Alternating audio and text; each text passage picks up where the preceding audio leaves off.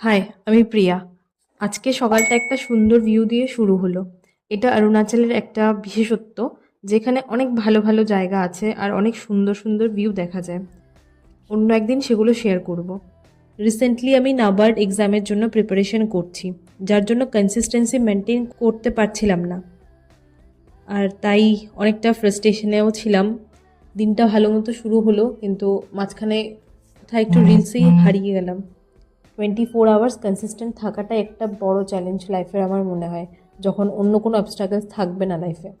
কতটা সময় নষ্ট হয়ে গেছে তা নিয়ে ভাবার থেকে যেটুকু সময় বেঁচে আছে আর তার বেস্ট ইউটিলাইজেশন যদি করতে পারি, তাহলে আমার মনে হয় সেই সময়ের বেস্ট ডিসিশন হবে সেটা। ভাবনা আর কাজ করা দুটি অনেকটা আলাদা ধরনের। মোটিভেশন একদম দৃঢ় থাকতে হবে, তা না হলেই সমস্যা। যাই হোক, যেহেতু মান্থ এন্ড হয়েছে, তো আমাদের অনেক কাজ, এখন মান্থ এন্ডে অনেকটা কাজ থাকে, তাই আজকে দিনটা অনেকটা ব্যস্ত ছিলাম।